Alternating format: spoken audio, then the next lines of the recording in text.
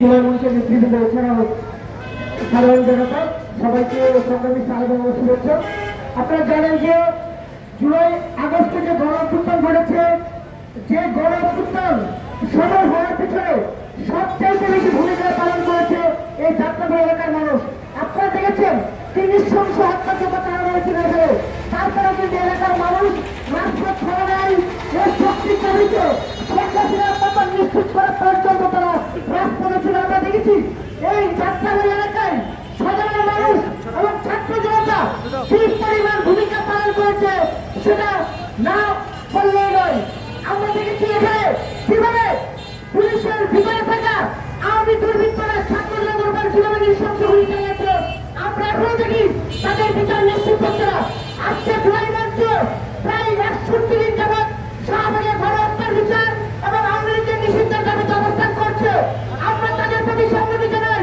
পাশাপাশি এদেশের মানুষকে বলবো আপনারা তাদের এই শক্তির চাবিতে সংহতি জানান। কারণ এই জুলাই গণঅভ্যুত্থানে যদি বিচার না হয়, আমাদের যে সকল ভাইরা শহীদ হয়েছেন, যে সকল বন্দীরা শহীদ হয়েছেন, তাদের আত্মার সাথে বেইমানি করা হবে। আরেকটি বিষয় বলে আমি শেষ করবো।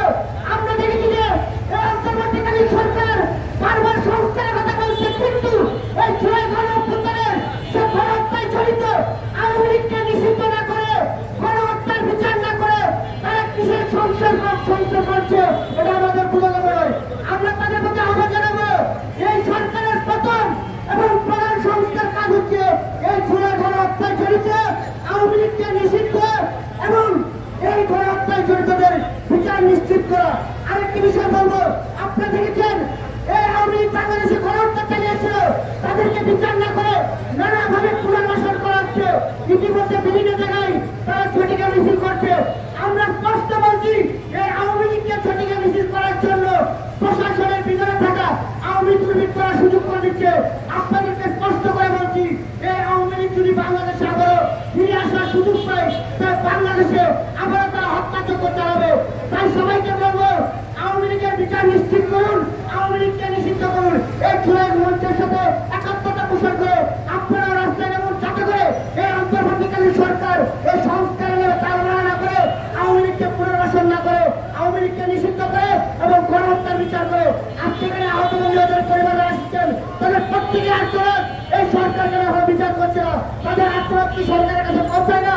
সরকার অনেকে নানাভাবে দুর্নীতিতে যুক্ত হয়ে পড়েছে, কিন্তু তাদেরকে যারা জীবন দিয়ে বসিয়েছিল তাদের জীবনের যে মূল্য তারা হয়ে দিচ্ছে না। সর্বশেষ আমি এই জুলাই মঞ্চের নেতৃত্বকে ধন্যবাদ জানিয়ে আমি আমার বক্তব্য শেষ করবো।